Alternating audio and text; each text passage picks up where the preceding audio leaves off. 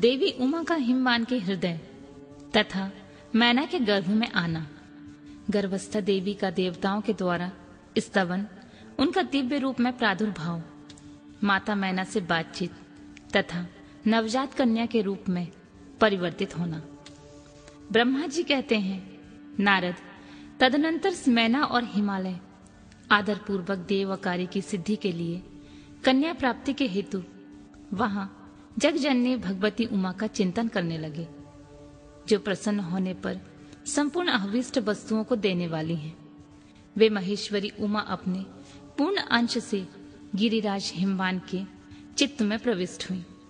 इससे उनके शरीर में अपूर्व एवं सुंदर प्रभाव उतर आई। वे आनंद मग्न हो अत्यंत प्रकाशित होने लगे। उस अद्भुत तेजो राशि से संपन्न महामना हिमालय अग्नि के समान अदृश्य हो गए। तत्पश्चात सुंदर कल्याणकारी समय में गिरिराज हिमालय ने अपने प्रिय मैना के उदर में शिवा के उस परिपूर्ण अंश का आधान किया। इस तरह गिरिराज की पत्नी मैना ने हिमवान के हृदय में विराजमान करुणा निधान देवी की कृपा से सुखदायक गर्भ धारण किया। संपूर्ण जगत की निवास भूता देवी के गर्भ में आने से गिरि प्रिया मैना सदा तेजो मंडल के बीच में स्थित हो अधिक शोभा पाने लगी।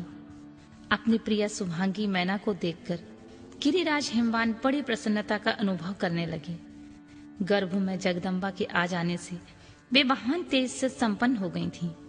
मुनि उस अवसर में विष्णु आदि देवता और मुनियों ने वहां आकर गर्भ में निवास करने वाली शिवा देवी की स्तुति की और तदनंतर महेश्वर की नाना प्रकार से स्तुति करके प्रसन्न चित्त हुए वे सभी देवता अपने अपने धाम को चले गए।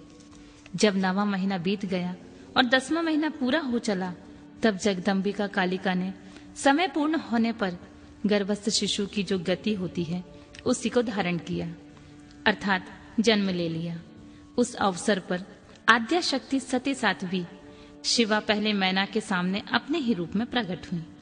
बसंत ऋतु में चैत मास की 9वीं तिथि को मृगशिरा नक्षत्र में आधी रात के समय चंद्रमंडल में आकाश गंगा की भांति मेनका के उदर से शिवा देवी का अपने ही स्वरूप में प्रादुर्भाव हुआ। उस समय संपूर्ण संसार में प्रसन्नता छा गई। अनुकूल हवा चलने लगी जो सुंदर, सुगंधित एवं गंभीर थी। उस समय जल की वर्षा के साथ फूलों की वृष्टि हुई। विष्णु आदि सब देवता वहां आए। सबने सुखी होकर प्रसन्नता के साथ जगदम्बा के दर्शन किए और शिवलोक में निवास करने वाली दिव्य रूपा महामाया शिव कामनी मंगलमयी कालिका माता का स्तवन किया। नारद, जब देवता लोग स्तुति करके चले गए, तब मेनका उस समय प्रकट हुई। नील कमल दल के समान कांति वाली श्याम वर्णा देवी को देखकर अतिशय आनंद का अनुभव करने लगी। देवी के उस दिव्य रूप का दर्शन करके गिरि प्रिया मैना को ज्ञान प्राप्त हो गया। वे उन्हें परमेश्वरी समझकर अत्यंत हर्ष से उल्लासित हो उठी और संतोष पूर्वक बोली, जगदम्बे, महेश्वरी, आपने बड़ी कृपा की है जो मेरे सामने प्रकट हुई है। अंबिके, आपकी बड़ी शोभा हो रही है। शिवे, आप संपूर्ण शक्तियों में आद्या शक्ति तथा 3 लोकों में जननी हैं। देवी, आप भगवान शिव को सदा ही प्रिय हैं तथा संपूर्ण देवताओं से प्रशंसित पराशक्ति हैं। महेश्वरी, आप कृपा करें और इसी रूप में मेरे ध्यान में स्थित हो जाएं। साथ ही मेरी पुत्री के अनुरूप प्रत्यक्ष दर्शनीय रूप धारण करें। ब्रह्मा जी कहते हैं, नारद, पर्वत पत्नी मैना की यह बात सुनकर अत्यंत प्रसन्न हुई। शिवा देवी ने उस गिरि प्रिया को इस प्रकार उत्तर दिया। बोली, मैना, तुमने पहले तत्परता पूर्वक मेरी बड़ी सेवा की थी।